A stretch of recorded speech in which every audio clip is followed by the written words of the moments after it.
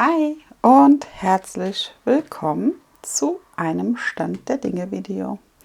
Ja, du siehst es, ich habe die Sachen vom Diamond Painting hier schon liegen und ich zeige dir einfach mal, was ich die Woche über so gepaintet habe. Ein Bild habe ich angefangen, das habe ich aber nicht hier, aber ich habe die Legende da.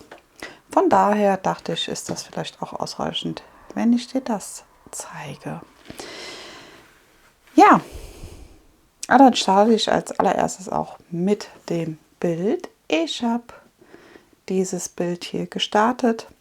Da habe ich jetzt den Hintergrund soweit fertig. Es hat runde Steinchen, steht auch hier mit drauf. Und die Größe 35 x 40, 41 Farben.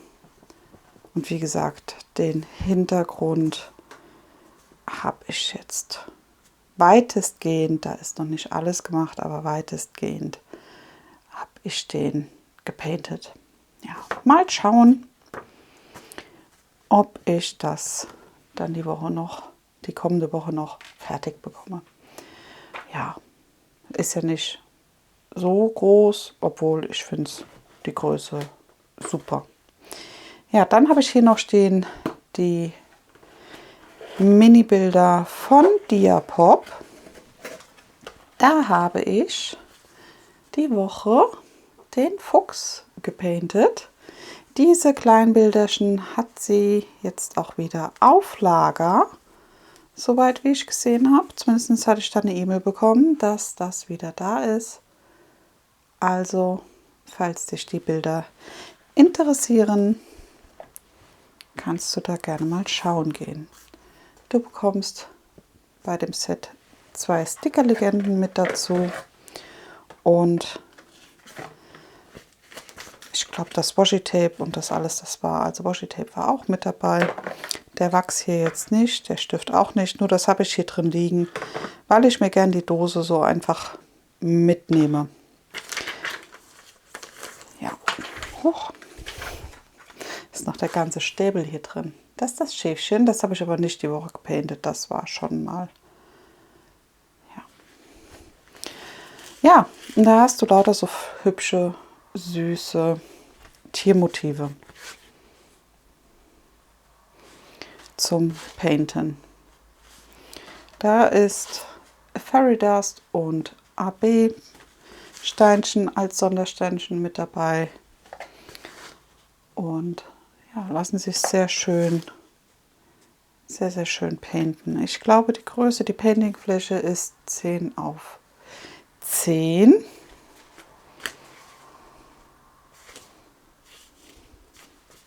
Da ist noch ein Fussel. Ach, hier habe ich mir sogar drauf geschrieben.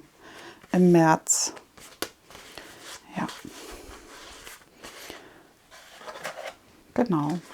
Und wie gesagt, den Fuchs, den hatte ich jetzt gepaintet die Woche. Sehr süß. Du siehst hier hinten, der weiße zum Beispiel ist Fairy Dust. Da ist ein bisschen AB mit dabei. Das Orange als Fairy Dust. Das zarte Rosa hier noch. Da auch ein AB. Dieses Rosa ist auch ein Fairy Dust. Ja. Sehr, sehr schön. Und die Steinchen liegen wirklich toll. Ja, da habe ich noch ein paar Bilderchen offen.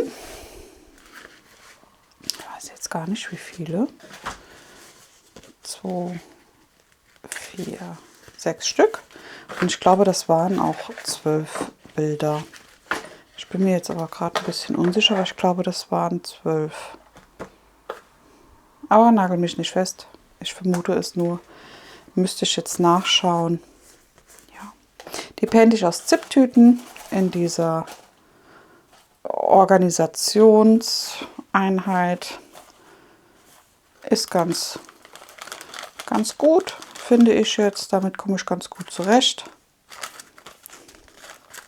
Ich habe immer 3 Tütchen, weil die Minis haben insgesamt 88 Farben. Du hast nicht jede Farbe immer auf einem Bildchen, sondern das ist wirklich ganz unterschiedlich. Ja. Und du siehst auch hier dort ab 62 starten die Sondersteine. Also du hast wirklich ganz, ganz viele Sondersteinchen mit dabei. Sehr, sehr schön. Den Fuchs könnte ich ja mal noch draußen lassen, dass ich mir da noch drauf schreibe, dass das im August war.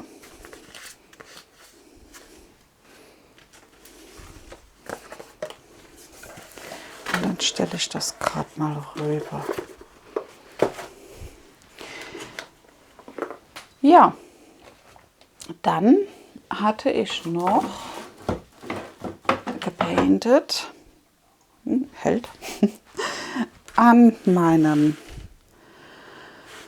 Drachen aus dem Shop von Trudy's Diamond Painting Art Shop.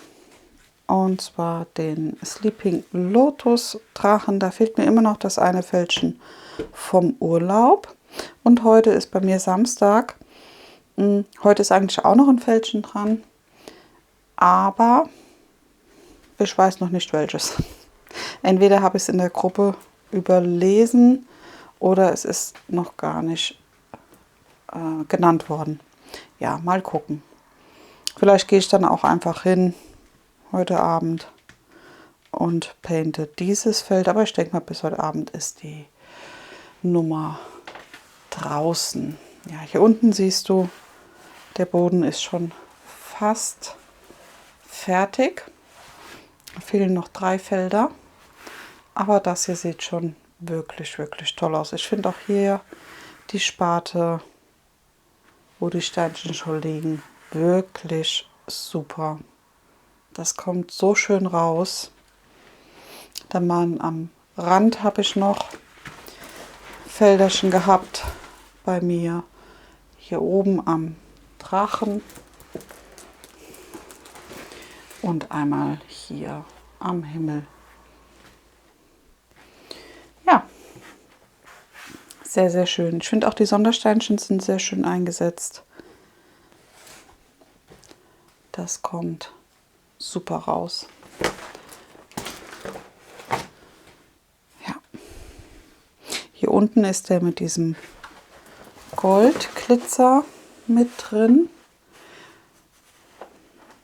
Den finde ich jetzt, der fällt gar nicht so auf. Ich dachte eigentlich, der ist mehr so, würde mehr ins Auge stechen, aber das tut er gar nicht. Du kannst mir gerne mal schreiben, wie du das empfindest, aber ich finde, ich meine, man sieht ihn schon, aber es ist jetzt nicht so mit Hallo, hier bin ich, sondern wirklich sehr, sehr schön eingesetzt, finde ich jetzt. Ja, genau. Der Drachen ist in 30 Felder eingeteilt für das Event von der lieben Heike. Steam Tazy heißt das Event, glaube ich. Und ja, geht über 2 Monate, der August und der September. Und dann hoffe ich, ist das Bildchen fertig. Ja, funktioniert doch besser, wie ich mir das gedacht habe, weil ich hatte ja erst so ein bisschen Bedenken wegen den ja, sehr großen Feldern oder für meine Verhältnisse sehr große Felder und dann die Farben dazu und es ist schon so ein bisschen Konfetti, aber das ist nur wirklich bei manchen Feldern. Bei anderen Feldern, wie hier jetzt zum Beispiel, wiederum nicht. Ja, da hat man auch eine kleine Stelle, wo man ein bisschen Color Blocking sozusagen hat und sehr, sehr schön. Also die Abwechslung hier ist wirklich, wirklich toll. Nichtsdestotrotz sitze ich an so einem Feld, bestimmt 1,5 Stunden. Ja, aber es macht Spaß und darum geht's. Und deswegen habe ich an dem Bild wieder Freude gefunden. Und ja, deswegen bin ich froh, dass ich das doch dafür genommen habe. Sehr, sehr schön. Ich hoffe, du freust dich auch, denn das war ja ein Bildchen, was in der Abstimmung war, welches ihr sehen wolltet aus dem Shop. Und das hier hatte ja gewonnen. Ich meine, das wächst jetzt ganz langsam Stück für Stück, aber es wird fertig. Und du siehst jede Woche den Wachstum, dadurch, dass ich es dann immer in meinem Stand der Dinge zeige. Ja, sehr, sehr schön. Auch hier unten jetzt mit den weiteren Feldern. Ich finde, der Untergrund hier kommt auch super schön raus. Wirklich. Ein sehr, sehr schönes Bild. So, das ist auch von Traumpixel erstellt, der Drache. Ja, dann habe ich noch mein anderes Eventbild und zwar für das Japan-Event von der lieben Farbenzauberwelt, dem YouTube-Kanal. Geh gern mal schauen, wenn du möchtest. Sie hat das für diesen Monat ins Leben gerufen und ja, ich hatte mir hier ein Bildchen ausgesucht von Diamond Art Club in der Größe 60 x 83,9. Die Milkbox Vending Machine in Fuji. Wenn das jetzt richtig ausgesprochen ist. Es hat 71 Farben und ich bin mega froh. Es lässt sich super schön painten. Ja, also ganz, ganz toll. Ja, hier hat es sich ein bisschen verschoben, weil ich es ein bisschen über die Ecke vom Tisch habe hängen lassen. Aber ich dachte, das hält die Leinwand und die Steinchen, die schon drauf sind, aus. Aber ich habe mich ein bisschen zu dolle auf die Tischkante gelehnt.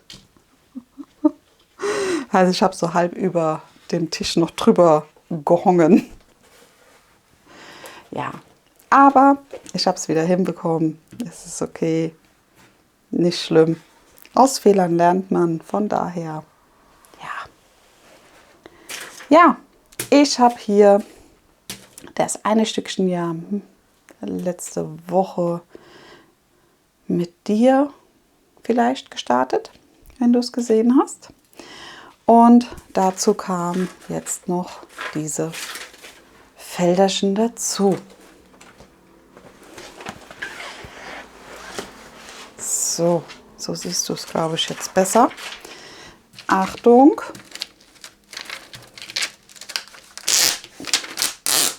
Ich mache sie ab, denn dann sieht man den Fortschritt wieder für die darauffolgende Woche besser. Also und einmal ein großes. Genau. Also das Bild hat jetzt die Woche auch mega Spaß gemacht. Es war hier wirklich, es legt sich klasse. Ich hatte keinen Überdruss, sondern ich habe gedacht, ach, das fällt noch, ach komm, machst du das auch noch und dann das nächste. Also wirklich, wirklich toll. Sehr, sehr schön. Und ich finde auch die kleinen Packungen kommen sehr, sehr schön raus. Da bin ich mal gespannt. Jetzt habe ich noch sozusagen 4 Packungen offen und dann kommt ein relativ großer Schwung hier mit Color Blocking. Da bin ich echt mal. Wir warten es ab, ob ich mich da durchkämpfe. Aber ich denke, das sind Fairy Dust Steinchen. Ich glaube, das habe ich richtig in Erinnerung, dass das Fairy Dust Steinchen sind. Und die lassen sich auch wirklich ganz, ganz toll legen. Und deswegen denke ich mal, ja, das sind ganz zarte Fairy Dust. Und deswegen denke ich mal, geht das auch. Ich werde es den Monat wahrscheinlich nicht fertig bekommen, weil, wenn man das jetzt so sieht, das ist vielleicht jetzt die Hälfte von dem Bild. Und es ist nur noch eine Woche. Von daher wird das einfach mitwandern in den nächsten Monat, denke ich mal.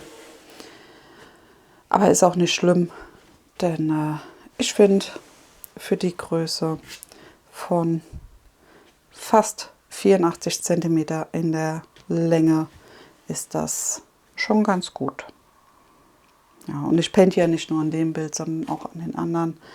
Deswegen ist das für mich schon vollkommen in Ordnung. Was ich super goldig finde, ist hier die Herzchen. Das sind mir am Anfang gar nicht so aufgefallen, dass man hier diese Herzchen hat. Oder vielleicht sind das ja auch die Blätter von den Kirschblüten.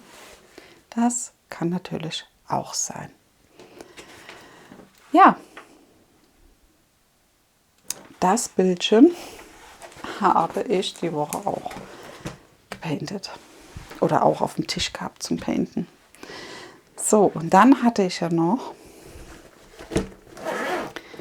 das eine Popcorn-Bildchen gepaintet. Jetzt war ich ganz erstaunt und dachte, hey, ich habe doch das Bild gepaintet, warum liegt denn das jetzt nicht hier? Aber das hatte ich rausgesucht, weil ich das dachte als nächstes. Genau, hier ist der Popcorn. Den habe ich auch gepaintet die Woche. Kommt auch schön raus. So, da haben wir 2 kleine Bilder gemacht und sonst nur große. Ja, so, und da haben wir jetzt auch 2, 4 auch noch 6 Stück zum Fertigmachen. Genau. Ja, mal gucken. Sollen wir den draußen lassen? Dann machen wir den mal noch so ein bisschen.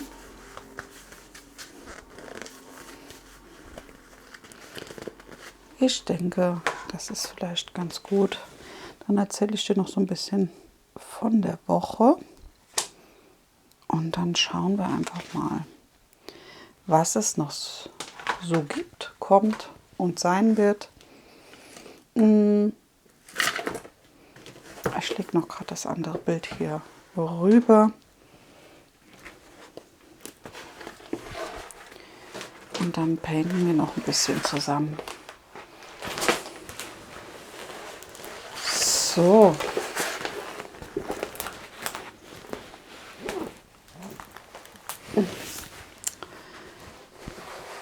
Es mag alles nicht so, wie ich das möchte.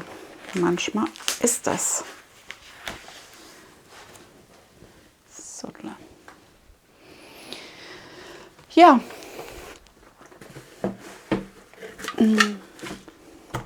Ich weiß nicht, ob du es gesehen hast. Bei Karat Art kam ja jetzt auch die Woche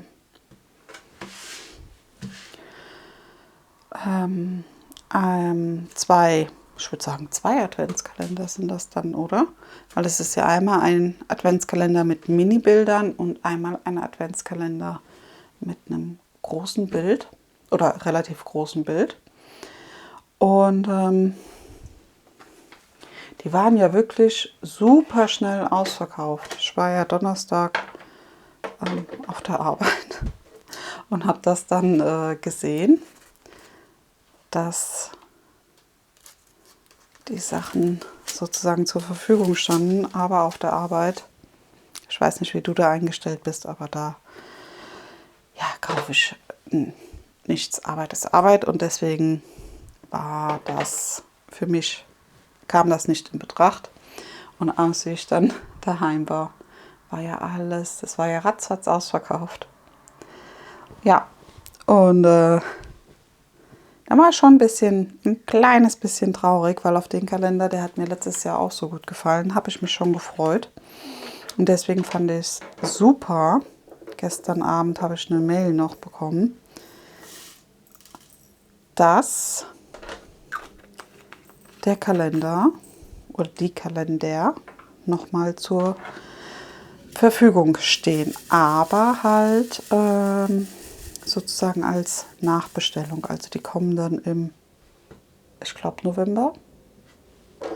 Und das habe ich natürlich genutzt. Ich muss dir ganz ehrlich sagen, ich habe ihn mir gekauft. Ich habe mir einmal die Mini-Bilder gekauft und das Bild von der Künstlerin. Ich glaube, Mayu Shoyu heißt sie. Die mag ich nämlich sehr, sehr gerne. Ich mag ihre Bilder sehr gerne. Und da ich die Halloween-Box nicht ergattern konnte, weil wir ja da im Urlaub waren, dachte ich, super, dann, wenn es jetzt nochmal angeboten wird, dann hole ich es mir. Ja, so, ich hole dich gerade mal ein bisschen runter oder ich hole die Kamera runter, sagen wir so rum. Hoppala. Und dann können wir da ein bisschen besser painten. Ich glaube auch, ich mache das Licht nochmal an. Meine Schreibtischlampe sozusagen. Denn dann ist das Ganze ein bisschen heller. So, ich hatte mir jetzt das D ausgesucht. Das ist ein Mini von Karat Art oder Karat.art. Die Food, Happy Food ist das. Genau, da hatte ich dir ja letzte Woche gezeigt, dass ich mir da noch diese Poisons, Magic Poison bestellt hatte und den Herbst. Ich habe gerade überlegt, wie es richtig hieß. Ich glaube Falling. Ich weiß nicht mehr. Ich habe sie ja hier noch liegen. Wie heißen sie? Falling for Fall. Genau. So heißt es. Ja. Und ich bin super froh, dass viele ja so denken wie ich und dass das hier sozusagen Snackbilder sind und dass andere schon also Bilder sind. Ja, denn ich fand das immer deprimierend, wenn ich mit jemandem gesprochen habe, der dann so, ja, also 30 mal 40, 40 mal 40, das sind für mich Snackbilder. Ja, ist ja auch so, also das ist ja für jeden unterschiedlich und das ist auch in Ordnung so, um Gottes Willen.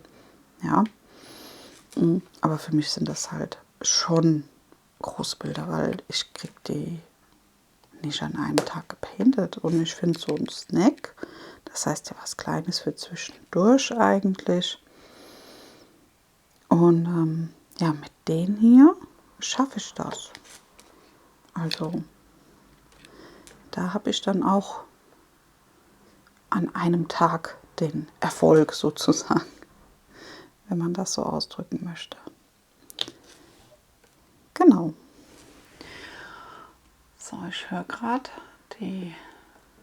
der Fokus stellt sich, glaube ich, immer wieder. Ich mache den mal fest. So. Ja, dann erzählen wir mal ein bisschen.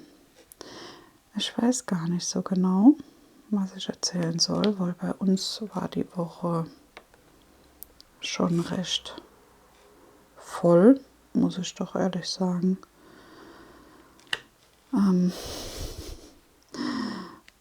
Ich war ja in der Kirche, also mal bei diesem Eltern, ja, wie soll man das nennen, Elterninformationsabend für den Konfirmationsunterricht. Da habe ich auch meine Tochter mitgenommen, die war mit dabei. Und ich weiß nicht, bin ich da der einzigste Mensch? Ich weiß gar nicht, wie ich das ausdrücken soll. Auf jeden Fall, wir waren da und ja, andere Eltern waren auch mit ihren Kindern da. Also war jetzt nicht so, dass meine Tochter da alleine als Jugendliche war, sondern andere Jugendliche waren auch mit dabei. Und das wurde bei uns in der evangelischen Kirche veranstaltet, dieser Informationsabend.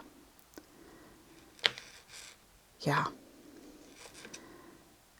ich weiß nicht. Also einen Teil der Eltern haben wir gekannt, weil die Kinder gehen auch zusammen in die Schule, waren zusammen im Kindergarten oder auch in der Grundschule. Und nach der Grundschule hat sich der Weg dann halt getrennt, weil der eine auf die Schule ist und der andere auf die Schule ist. Ja, allein deswegen haben wir dann schon ein paar Leute gekannt. Finde ich auch super, fand ich sehr schön, die mal wiederzusehen. Ja, denn ja, ich weiß nicht, wie das bei dir ist oder war, aber wenn die Kinder dann auf unterschiedliche Schulen gehen, ist es manchmal so unter Umständen, dass man den Kontakt dann auch so ein bisschen verliert. Ja, was ja nicht schlimm ist, also ich empfinde das nicht als Nachteil und ich finde es auch nicht schlimm, wenn man sich dann ein bisschen weniger meldet oder nur ab und an meldet. Ja, denn man hat ja auch ganz andere Prioritäten, ganz andere Sachen, über die man sprechen möchte, andere Berührungspunkte und deswegen finde ich das vollkommen normal und auch vollkommen in Ordnung. Ja, auf jeden Fall bei dem Elternabend, Elterninformationsabend, sagen wir so, waren 2 Pfarrer da, die das Ganze jetzt neu übernehmen, denn unser Gemeindepfarrer hat aufgehört und jetzt kommen halt 2 Pfarrer aus der Umliegenschaft und übernehmen das netterweise, damit die Kinder halt konfirmiert werden können und nicht unbedingt aufgeteilt werden müssen auf andere Gemeinden. Ja, finde ich sehr, sehr toll und bin ich auch sehr dankbar für. Aber mir war es nachher unheimlich unangenehm irgendwie, weil wir uns da alle nochmal vorstellen mussten mit Hallo, mein Name ist, ich arbeite dieses und jenes, mein Kind, tralala, ist getauft, ist nicht getauft, möchte getauft werden, möchte deswegen konfirmiert werden. Also da hat man die ganze Geschichte erzählt. Und das war mir, ich weiß nicht warum, aber das war mir halt ein bisschen unangenehm. Ja, ich meine, ich kannte ja einen Teil der Leute. Muss einem auch nicht unangenehm sein, weil die anderen machen das ja auch, haben sich auch vorgestellt. Aber ich weiß dann manchmal nicht, was soll ich denn da großartig reden? Ja, sie möchte konfirmiert werden, weil sie das möchte, weil das bei uns so ist. Ich habe sie gefragt, möchtest du konfirmiert werden? Hat sie ja gesagt. Und ja, so war das. Ich meine, so ein tiefgründiges Gespräch darüber haben wir jetzt nicht gehabt. Ja. Sie wurde damals getauft, obwohl ich da auch schon mit mir so ein bisschen am Hadern war, weil ich dann nachher dachte, naja, wenn sie eigentlich getauft werden möchte, kann sie das eigentlich nachher selber sagen. Aber ja, bei uns war das halt so. Es war so von klein auf. Ich weiß gar nicht, wie ich das begründen soll. Ja, und deswegen, obwohl die Kleine hatte auch schweren Grupp. Also die hatte, wie sie klein war, also nicht neugeboren, sondern danach hatte sie schweren Grupp. Da waren wir auch lang im Krankenhaus und haben auch lang, nachher wie wir wieder daheim waren, ein Notfallmedikament daheim gehabt, das man ihr geben kann. Und ja, ich glaube, deswegen wurde sie dann getauft, weil das war nicht sehr, sehr einfach. Sie hat da schwer auf der Kippe gestanden. Damals. Jetzt nicht mehr, jetzt ist alles gut, hat sich da gut erholt. Aber das war, ja, vielleicht war das auch mit dem Grund, warum ich nachher gedacht habe, ach komm, dann lassen wir sie doch lieber taufen. Ja, ich weiß nicht. Vielleicht hat das mit dazu gespielt. Ja, auf jeden Fall waren wir bei diesem Elterninformationsabend. Und bei meinem Sohnemann war ich ja mit meinem Mann und mit meinem Sohn damals. Und da waren wir in einer halben Stunde fertig. Ja, da war alles geklärt, da war alles gesagt, alle Termine bekannt gegeben. Das Geld für die Schulunterrichtssachen war abgegeben. Mit allem drum und dran. Ja. Ich war mit meiner Tochter, wir waren um 6 Uhr in der Kirche. Also um 18 Uhr. Ich habe zu ihr gesagt, wir machen danach Abendessen. Ja, das war wohl ein leichter Fehlirrtum, dass wir da schnell durchkommen. Wir haben wirklich bis 7:45 mit fast 20 anderen Leuten da gesessen und haben da über halt den Unterricht dort gesprochen. Ja, was ich ja ein bisschen befremdlich fand, obwohl doch, oder sagen wir anders, das hat mir ein bisschen Gedanken gemacht, ist, dass gleich gesagt wurde von ein, zwei Eltern, ich will, dass er konfirmiert wird, aber er kann nur, weiß ich nicht, 4-mal zu dem Unterricht da kommen. Der Unterricht ist jede Woche, nur nicht in den Ferien. Also einmal die Woche ist 1 Stunde Konfirmandenunterricht. Und die Pfarrer haben auch gesagt, dass man ja auch an Kirchensachen teilnehmen kann und dass sie sich da freuen würden. Und da haben schon die Eltern dann auch gesagt, nee, also er geht nicht in die Kirche und macht dieses und jenes nicht. Und er soll aber konfirmiert werden. Jetzt weiß ich nicht, wenn du ja nur 2-mal oder 3-mal in den Unterricht da gehst, der 1 Jahr lang gehen soll, ob das so sinnvoll ist. Aber gut, die Leute werden sich da schon Gedanken gemacht haben. Ja, ich fand das nur ein bisschen komisch. Also es ist für mich komisch rübergekommen. Aber gut, das ist nicht meine Entscheidung.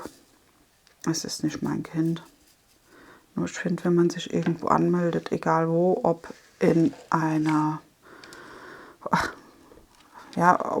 Musikstunde oder bei irgendeinem Verein oder sowas, ja, sollte man ja schon mal ein bisschen öfters hingehen. Ja, als nur 3-4 Mal. Vielleicht kommt es ja auch anders, wer weiß das schon. Ich kann ja auch nicht in die Zukunft blicken. Nur, dass da von Anfang an so gesagt wurde, ja, nee, also das nicht und dort auch nicht und dieses auch nicht. Das fand ich ein bisschen schade. Denn die Kinder werden da auch gemeinsam auf eine Wochenendfreizeit fahren, wo sie halt einen Gottesdienst vorbereiten. Oh je, ich hoffe, das ist jetzt kein langweiliges Thema für dich. Ja, aber es war halt die Woche. Ja. Ja, und dann bereiten sie da so einen Gottesdienst vor und machen und tun. Und ich finde, das stärkt ja dann auch die Gemeinschaft. Ja, das fördert ja die Kinder. Ja, wenn sie mal was alleine auf die Beine stellen und sich da auch Gedanken machen und schauen. Ja, ich finde das schon eine ganz gute Sache. Naja, ja, auf jeden Fall, wie gesagt, da waren wir dann bis 7:45. Naja, das Essen ist dann danach recht spärlich ausgefallen. Es gab Brot. Da war meine Tochter nicht so begeistert von. Wenn ich ja jetzt doch an ihr Gesicht denke, wie, es gibt Brot. Ich will was Warmes. Ja, das war so, ne? Da hat sie dann ein bisschen Brot gegessen. Gezwungenermaßen. Ja, was will man machen, ne? Ich meine, mein Gott, davon stirbt sie nicht. Sie hat es überlebt. Sie hat es ganz tapfer gegessen. Hat sich so ein überbackenes Brot dann gemacht in der Mikro.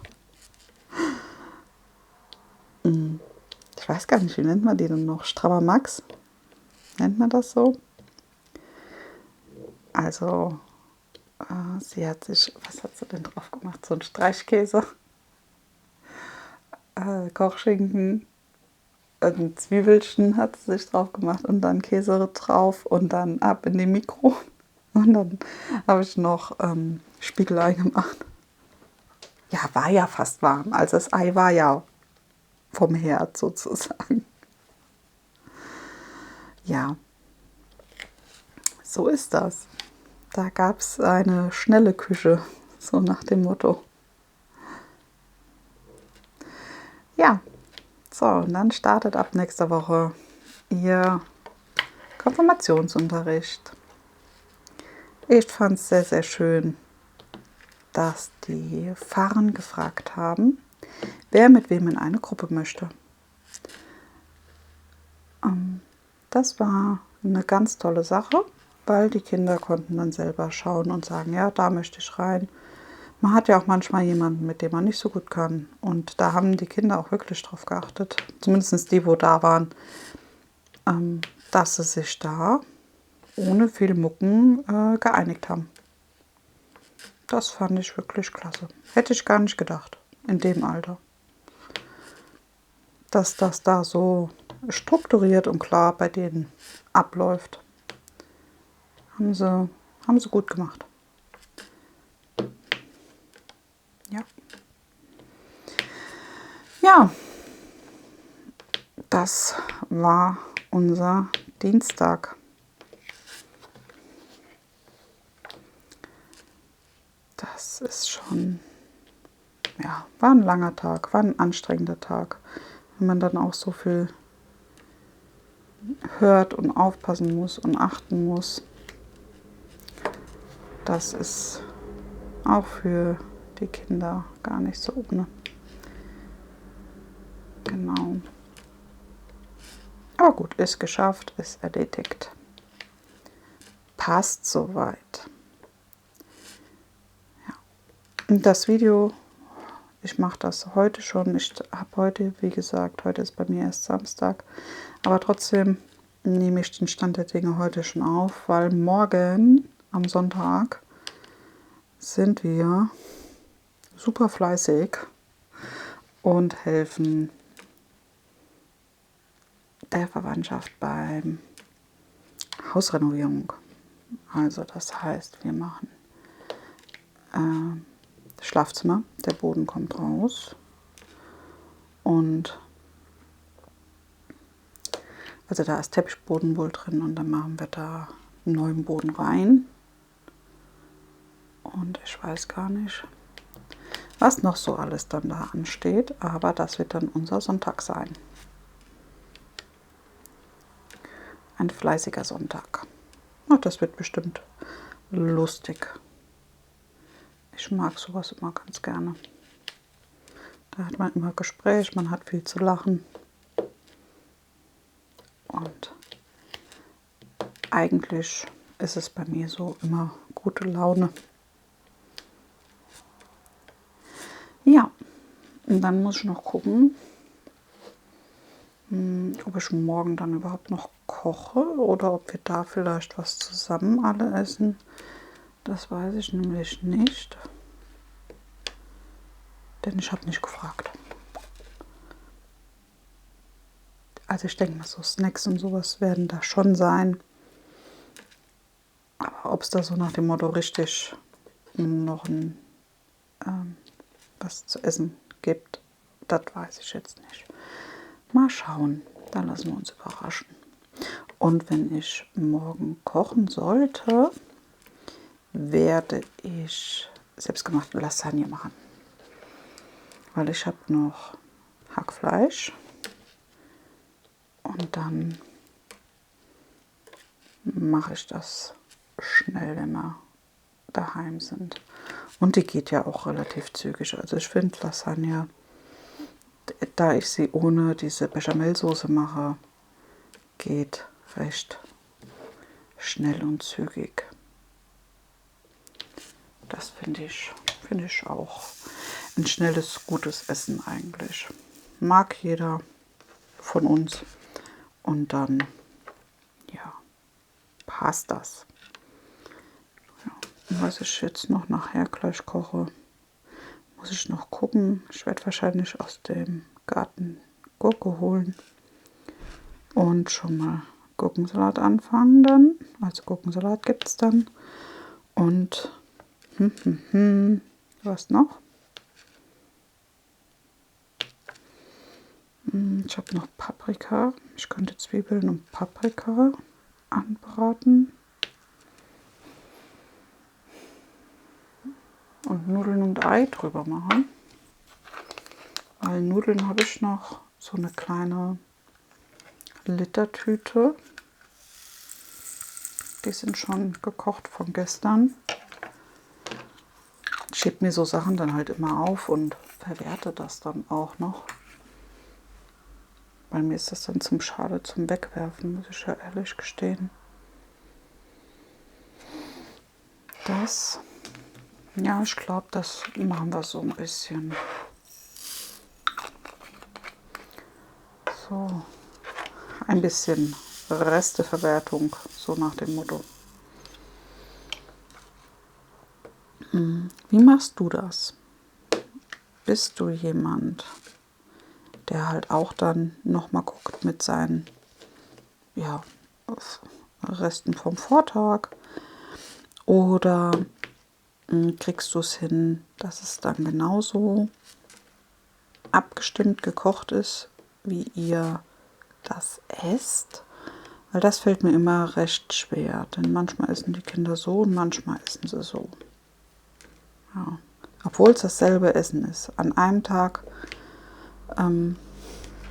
lieben sie es, dieses Gericht zu essen, und an einem anderen Tag, ja, da halt dann nicht so. Aber das ist ja wie bei uns. Also ich habe das ja auch. An manchen Tagen denke ich schon, boah, darauf hast du Lust. Irgendwas ist gefallen. Und an dem Tag, weiß ich nicht, 14 Tage später denkst du dir, ach, weißt du.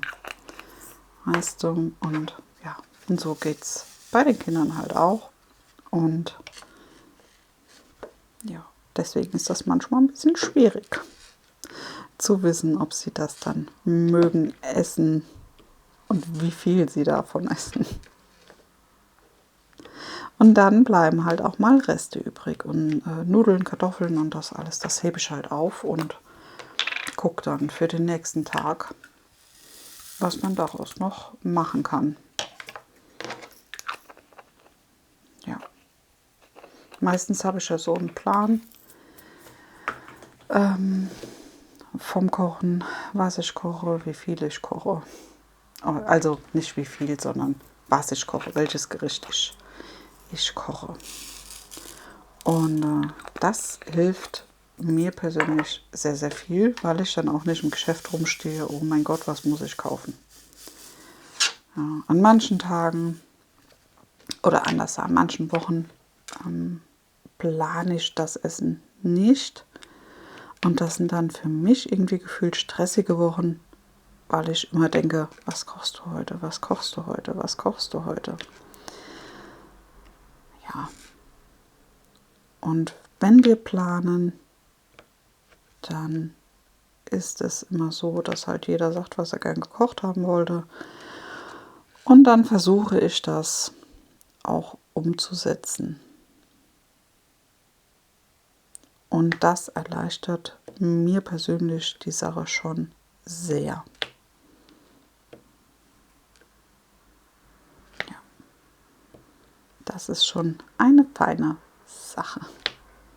Also dieser helle Fairy Dust hier, der ist schon mega schön, finde ich. Dieser Gelbton hier. Der gefällt mir richtig, richtig gut. So ein schönes zitroniges, leuchtendes Gelb. Oder eher ein zartes Gelb. Richtig Zitrone ist das ja nicht, aber ich finde den wirklich ganz, oh, ich habe ja den Fokus, ganz, ganz toll. Ja, genau.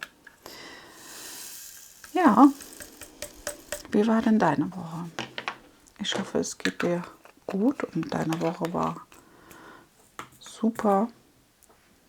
Du konntest dich vielleicht auch ein bisschen entspannen, wenn du nicht gerade auf der Arbeit bist.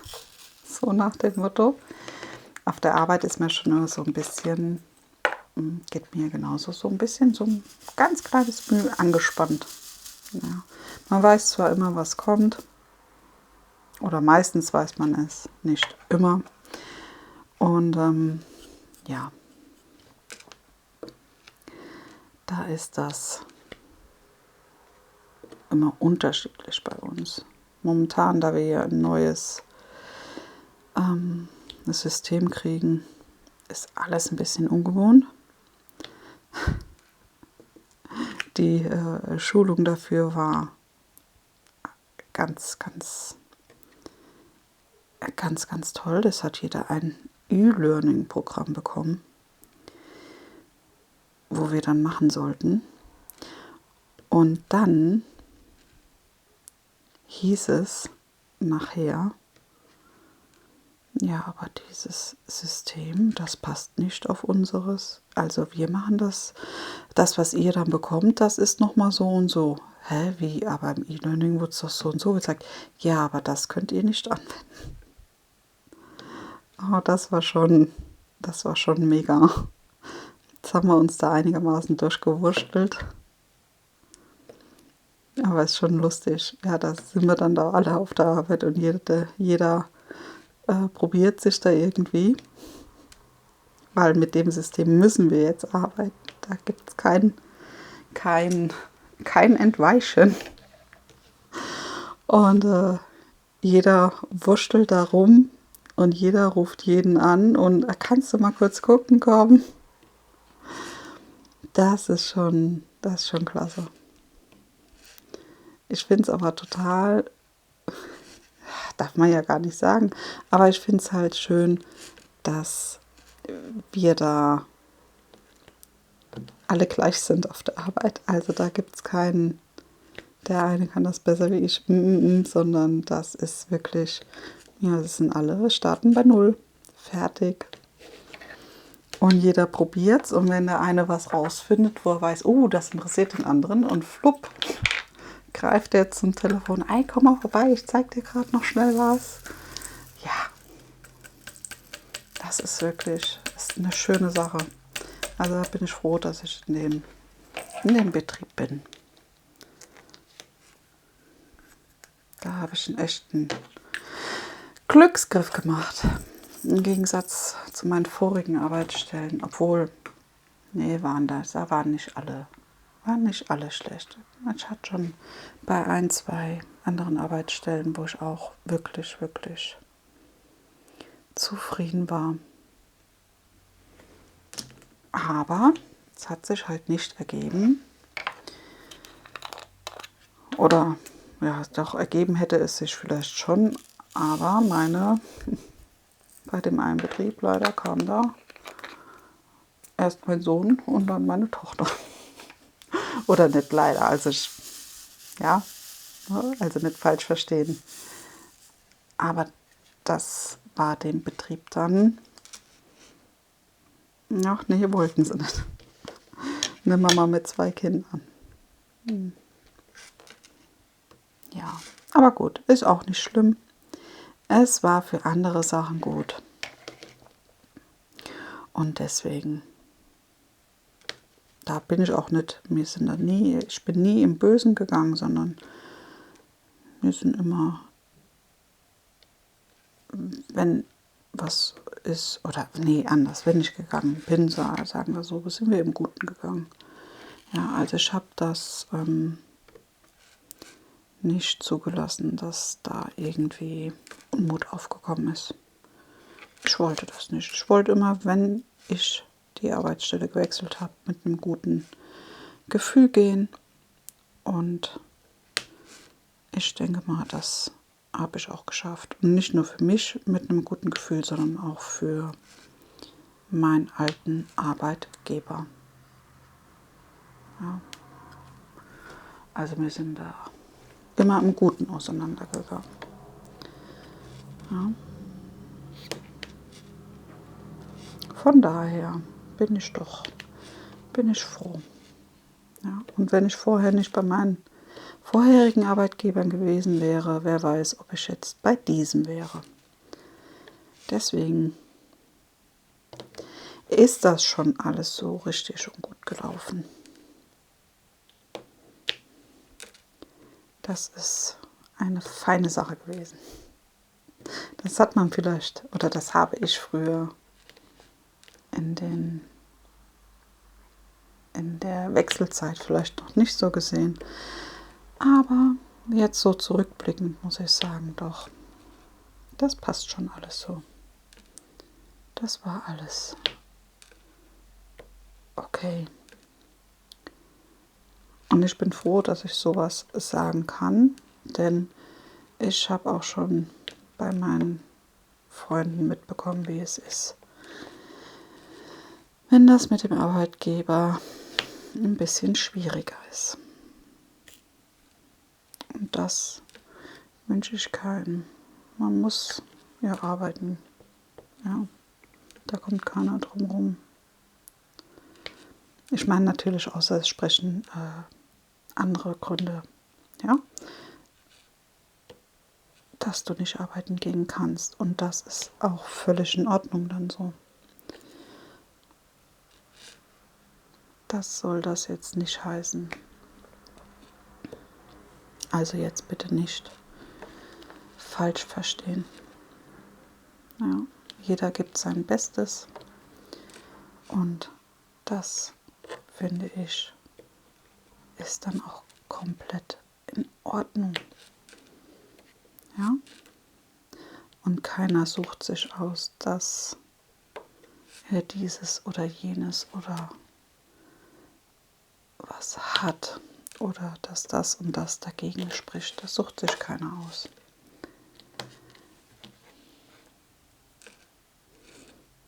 Ne? Ja, so ist das. Ich hoffe, dass wir einen super Start in die kommende Woche haben. Ich hoffe, dass das Wetter jetzt für einige nochmal einen Ticken besser ist. Es ist ja schon ein bisschen kühler geworden. Ich finde es jetzt nachts sehr angenehm. Muss ich doch gestehen. Mit so einem schönen kühlen Lüftchen ist das nachts doch definitiv angenehmer. Ja. Ich glaube, Da stimmst du mir zu. Denn das super warme ist ja für viele und war für viele sehr, sehr anstrengend. Und das kann ich auch komplett nachvollziehen. Also, ich habe das dann auch gesehen bei meiner Schwester, die sagt sie, also ein bisschen warm ist okay, sagt sie, so 25 Grad, aber alles, was da drüber geht, das ist nicht ihres. Und wie gesagt, das kann ich auch komplett nachfühlen. Ja. Deswegen ist es doch schön, dass es jetzt ein bisschen kühler geworden ist. Es wäre vielleicht auch mal ganz gut, wenn es mal ein bisschen regnen würde. Wenigstens so ein kleines bisschen. Aber gut, was nicht ist, kommt bestimmt im Herbst. Und ja, ist dir aufgefallen, dass ich die Farbe weggestellt habe? Jetzt war ich froh, dass ich noch wusste, welches symbolisch gepaintet habe. Oh je, oh je. Ja. Sollen wir noch das Gelbe hier machen? Dieses hier. Das ist noch der normale Stein. Und dann haben wir die Pommes eigentlich bis auf die Umrandung fertig. So, machen wir das doch noch schnell. Ja. Mal schauen. Eigentlich dachte ich ja, ich mache jetzt Schluss, aber ich dachte jetzt gerade, ach komm, es ist ja nicht mehr viel. Dann haben wir die Pommes einmal fertig. Das süße Ding hier. Das sind ja nicht mehr viele Steinchen. Außerdem würde ich gerne die Herbstbilder anfangen. Also zack, zack, ziemlich zügig. Nein, Quatsch. Das wird so gepaintet, wie ich Lust und Laune habe. Da passen die Steinchen nicht. So, ach, da habe ich ein. Das hole ich später mit der Pinzette raus. Das eine da, der hier, der verschiebt sich so ein bisschen. Ja. Ja. Was steht denn bei dir so die Woche an? Also wir haben jetzt die kommende Woche Elternabend. Die Kinder gehen ja auf 2 verschiedene Schulen und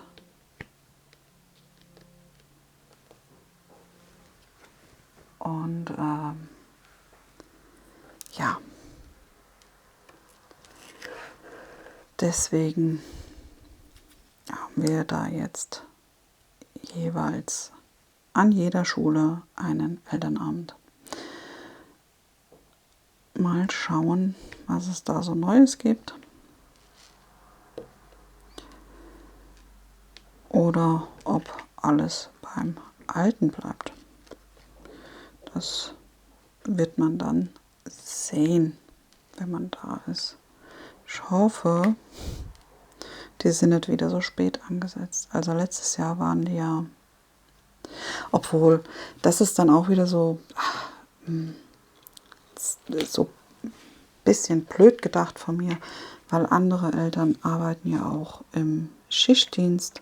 Ja, und ich meine, die sind dann vielleicht froh, wenn es nicht gerade um 6 ist, sondern halt um 7 ist.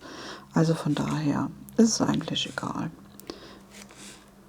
um wie viel Uhr der ist. Solange da ein Teil der Eltern teilnehmen kann und die Zeit für die passt, ist das in Ordnung. Ne? Ja.